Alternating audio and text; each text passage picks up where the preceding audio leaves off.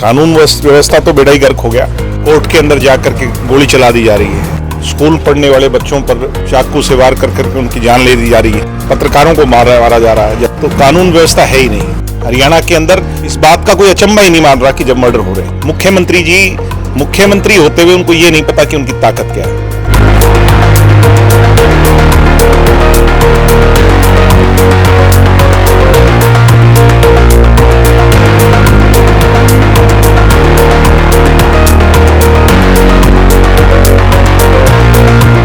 आज हमारे पार्टी के बहुत ही सीनियर नेता, हमारे पार्टी के कार्यकर्ता हैं पारस जी, और भवानी खेड़ा हल्के के अंदर बहुत सक्रिय हैं।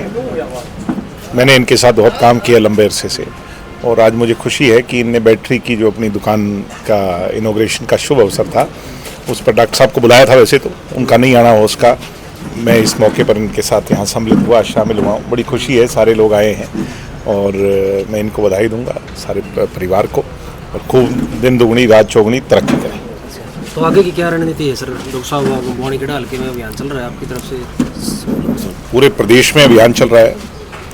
जो पार्टी को छोड़ करके कुछ लोग कांग्रेस के उस बवंडर में आ गए थे, उन सभी लोगों को पार्टी में दोबारा शामिल करना और पार्टी को फिर से ग्रास रूट लेवल पर मजबूत करना, पुराने लोगों से संपर्क करना, जिन्हें जेजेपी बनाई थी उन सब लोगों को फिर से माड़ा में मोतियों की तरह पिरो करके मजबूत खड़ा होना, उसका हम पे मिशन पे लगे हुए हैं। तभी दिन रात आप देख रहे हो, खबर यही आ रही है कि जो लोग कांग्रेस में चले गए या अन्य दलों में चले गए, आज वो जेजेपी में मन से उल्टा लौट रहे हैं और खूब खुश होकर के उल्टा लौट रहे हैं। तो इसमें हाँसी के लिए क्या कुछ रणनीति?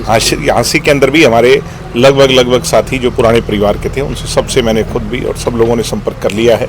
जल्द एक बड़ी मीटिंग कर करके सब लोगों को ज्वाइन करवाएंगे। सर, प्रदेश में कानून व्यवस्था को कैसे देखते हैं? कानून व्यवस्था तो बेड़ा ही गर्क हो गया।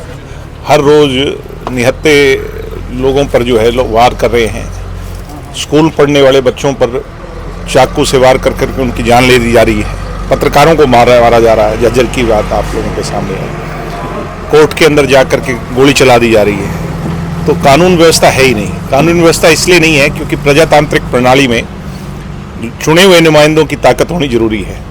चुने हुए नुमाइंदे जो बीजेपी के हैं वो घर बैठे हैं, और ब्यूरोक्रेसी, अफसरशाही, चंडीगढ़ के अंदर कुछ चुनिंदा लोग और दिल्ली के अंदर बैठे लोग इस सरकार को चला रहे हैं। इसलिए टोटल कोलैप्स है। मुख्यमंत्री जी मुख्यमंत्री होते हुए उनको ये नहीं पता कि उनकी ताकत क्या है।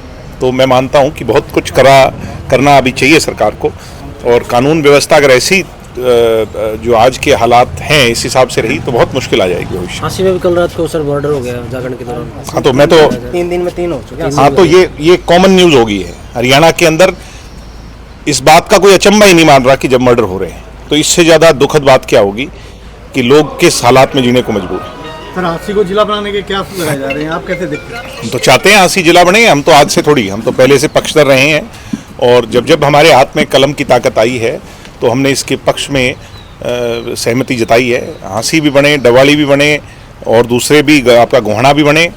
2 जिले और जो बल्लभगढ़ का नाम लिया जा रहा है, और हम तो चाहते हैं सारे जिले बने। जिनकी मांग है वो मांग पूरी हो।